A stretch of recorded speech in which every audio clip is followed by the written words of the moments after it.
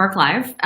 You guys can see down here below, you can sign up at Embark Live, and the promo code is me. It's my name. So in case you guys didn't know, Shama is spelled with a Y, not an H. Make sure that I have all my audio stuff set up properly. Okay, so guys, today we're going to talk a little bit about putting stuff on sale. And I know that oftentimes sale is one of those things where, you know, it's hard to know when to put inventory on Markdown. And a lot of brands right now have been putting a lot of stuff on Markdown. And whoops, I think I just dropped my chair. I'm sorry. So a lot of brands have been putting a lot of stuff on Markdown. And I think what's really interesting is when you look at kind of the trajectory of business, you know, the last few months have been really wild with COVID and with the outbreak. And gosh, last month in May, though, we actually found out that retail ended up seeing an uptick in sales, particularly due to e-commerce, which is great. So an uptick in sales from May over April, but we're also saw that it's, you know, it's something that hasn't quite caught up to LY, but we're starting to see some really positive trends happening. So as businesses are opening, New York City just launched into phase 2 of reopening. We're going to see some retail stuff kick in. We're also seeing that sales are just not quite as abundant as they were. So the beginning of COVID, a lot of brands went, oh my gosh, I got to mark everything on the house down.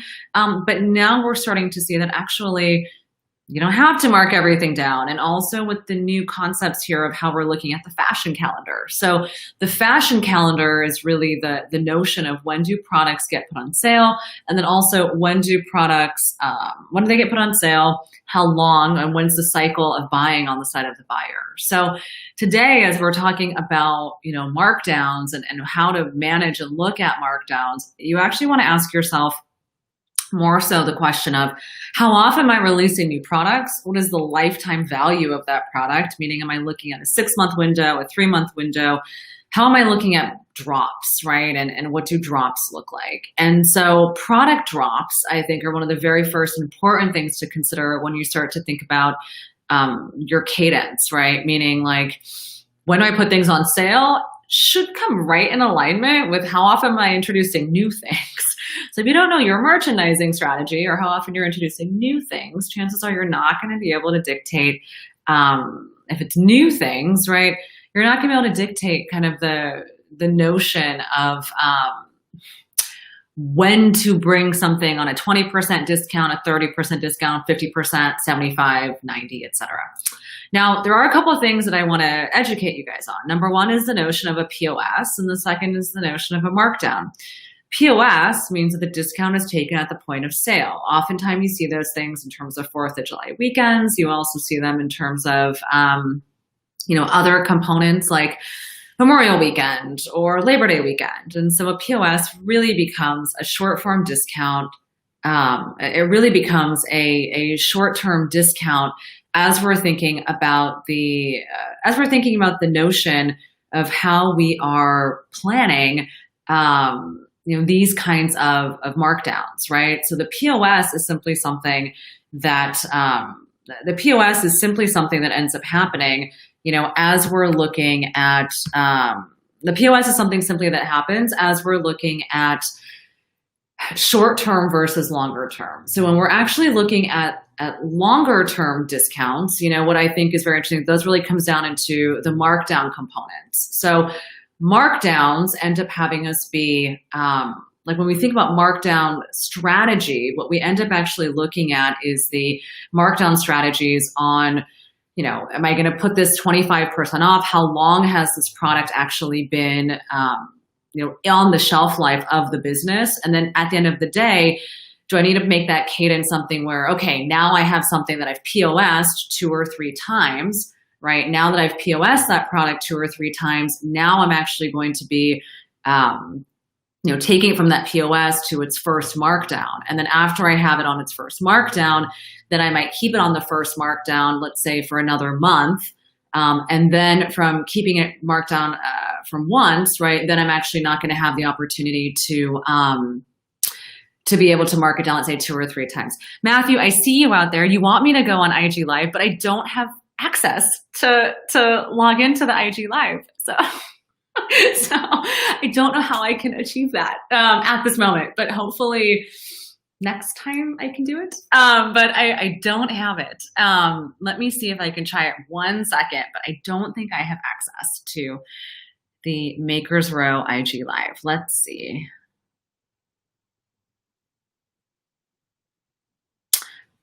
All right. I don't think I have access. Okay. So given that, guys, I'm just going to keep carrying on about Markdown strategies here. Okay. So when we look at the Markdown component, what I think is most valuable here, most important, is we look at creating kind of a cadence here of markdowns. So that means that we're thinking about things like,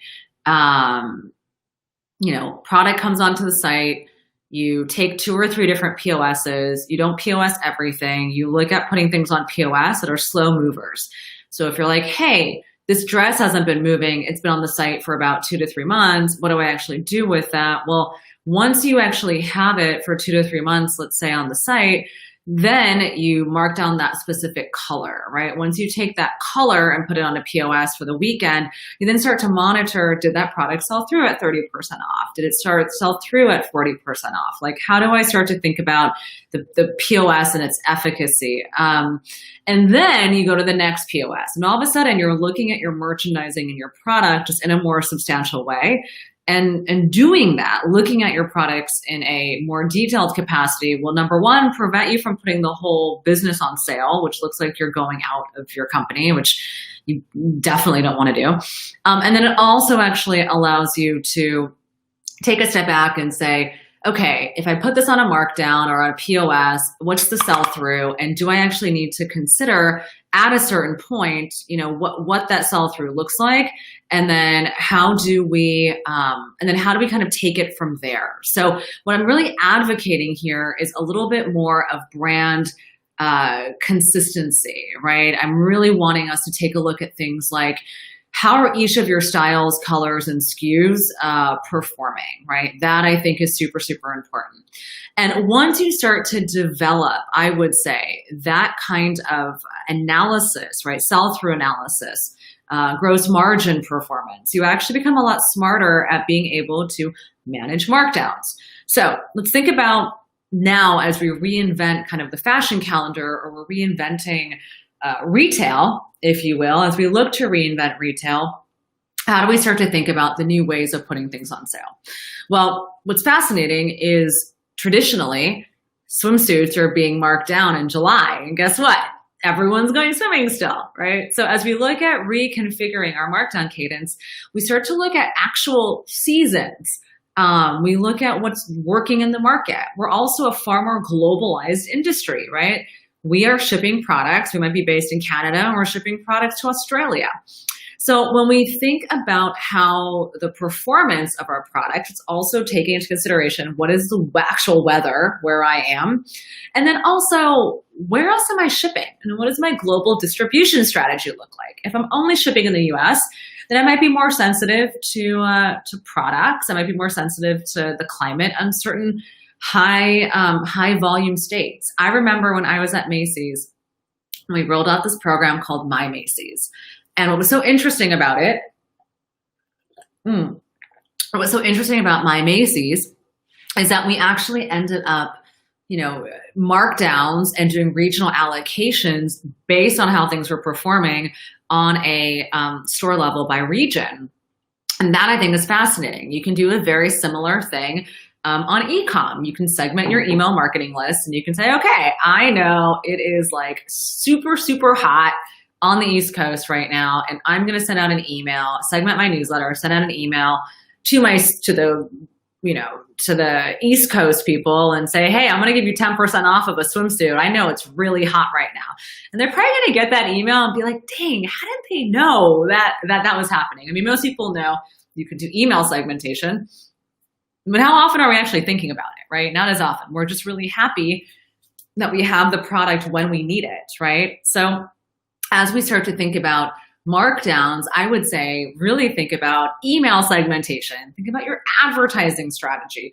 Think about regionality. Think about what states are purchasing from you more, and can you do more regional advertising for certain products or working in certain regions.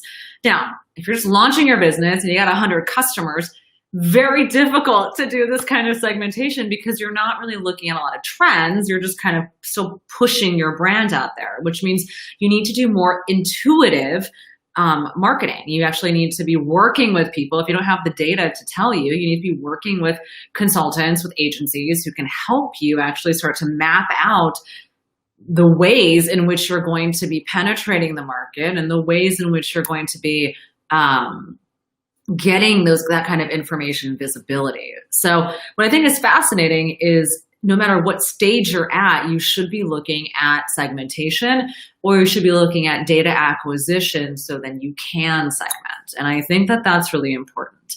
The other thing when it comes to markdowns and POS is, back in 2008 when housing market collapsed and everything went and it was pretty insane, we saw a huge rise of the outlet business. And that meant that a lot of people were really focused on huge, heavy markdowns. And then we saw the rise of direct to consumer.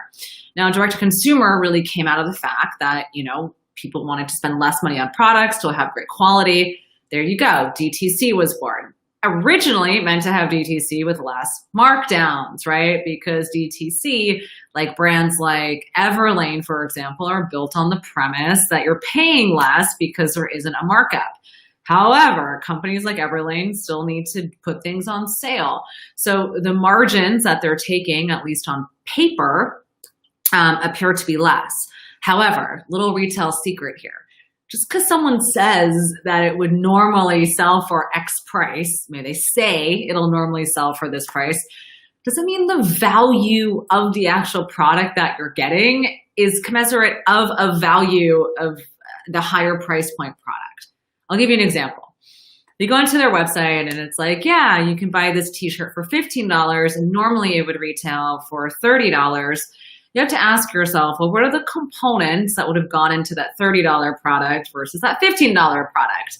And is it that they took a cross-section of the market and said, well, on average, I guess you might spend this price. And so we're going to benchmark ourselves to that price, but not take the margin hit on the back. So keep in mind, guys, a lot of stuff as you're a brand, you can, not everything you say is 100% accurate all the time. And in this day and age with transparency and kind of this more call out culture, we do have to be very conscious of what it is that we're advertising and what it is that we're saying and how true that is. But when you put a perceived value on something, it's hard to know how someone would actually prove that, right? Unless you're a product developer and you understand how things are manufactured. Otherwise, very, very difficult. But what is interesting here is that Everlane actually went through this really cool process, and they did something that was really first in the market that I hadn't seen anyone else do, which is pay what you want, which is like, here are some good price points you can pay at, and we need to move through these products. And so here are some, here are some options here on how to pay what you want. And I actually really appreciate that because I think it gives consumers the opportunity to choose what they want to pay. Being mindful that businesses need to make money, while also supporting the values that they believe in while purchasing from that company. So I thought that was a really cool way of working around the notion of sales and markdowns. But as we move, into the future of retail and how retail is shifting, I think what we'll likely end up finding is that, retail is shifting in a way that is going to be more consumer friendly. Doesn't mean it's going to be more business friendly, but it'll be more consumer friendly, meaning the right products at the right time with the right customer. And I learned that motto about, 15 years ago, right? The right product at the right time with the right customer. And when it comes to the way retail has traditionally operated, you end up buying the product, like the winter coat that's on sale in January when it's still freezing, right? Which doesn't make sense for the retailers, right? It's like, why would you mark that on sale? It's because they're getting ready for these new goods that are supposed to arrive. So what I think is a important moment, I think, for all of the brands out there that are listening today is it's very, very important to ask yourself, how often am I releasing new products? What is my brand value proposition, right? You want to go into producing products knowing that you likely will have to mark down or POS it, right? If you POS a product, there's nothing wrong with that. It means that you're giving people a discount. You want to sell through a color, you want to sell through some stuff, and you want to drum up some business. Nothing wrong with that. Markdowns, however, a little bit more severe, right? Something goes on markdown. Generally speaking, it's a final sale. And if it's a final sale, you're moving it out at a low price. You're not expecting any returns, right? Most final sales are non-returnable because they're getting it at a low price, which means the margins are quite low. So think about the business you want to build today. Think about the cadence of the product deliveries. Think about the cadence of product delivery, frequency of merchandise. Think about your margin planning. Really start to think about all these other components that I think ultimately, these other components that will ultimately help you decide when to put things on sale, for how long you want to put them on sale, and then help us then make the right decision as to, is it Labor Day weekend is the first time, or maybe we don't do any sales and we wait until end of year and do a big blowout sale because we're achieving a high sell-through. Now, the notion of sell-through and industry standards on sell-through has also varied dramatically in the last few years. Used to be, when we talked about sell-through, that we were actually thinking about things like, okay, in a 6-month full price selling cycle, we're looking at a, let's say, a 70% full price sell-through, right? And I think that is, and I think that's really valuable, right? So when we think about things like, what is the sell-through? I always tell people, start to really look at the components of like how long you're going to have it there, and then basically use that to then drive the sell-through. So if I have 100 units that I'm going to sell this month, and then next month I'm introducing another 100 units, well, I'm probably not going to have 100% sell-through, because unless it's like you have a huge volume of traffic or people on your newsletter and you actually know you're going to sell through it. I might say, given the state of my business, I might say, all right, I'm going to aim for a 70% sell through this month. So 70 units out of the 100. I'm going to get another 100 in. Maybe I'll, start sitting on the new styles that are coming in at this 100 unit volume, right? And then maybe once or twice a year or during key holidays, I might then look to strategically POS them. And that, I think, is a really smart approach. There is no one size fits all when it comes to this type of strategy. It's very important that you are working either yourself with who's an expert or who has experience in evaluating merchandising, gross margin planning, all of that, or you're working with someone who does. But these all have P&L implications, right? So profit and loss implications.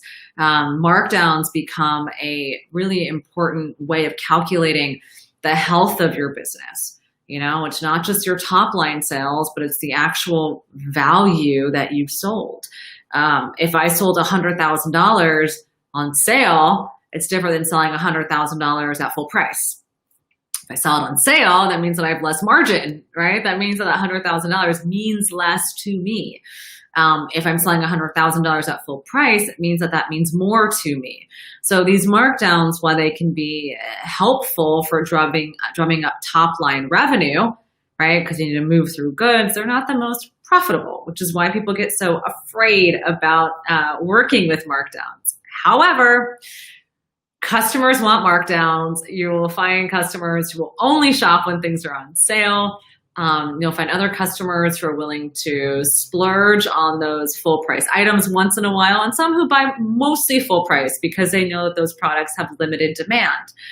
But the notion, guys, of building a limited edition only business, right, isn't one that has as much cachet anymore. It used to be like, oh, I'm just producing, 10 pieces or just 20 pieces. Is that scalable, right? Do you have the ownership on your supply chain to really produce limited edition products in a way that is scalable? When I say scalable, I mean looking at your time for production, like production, design. You have to create the whole thing, your supply chain. Are you spending more money because you're buying less units?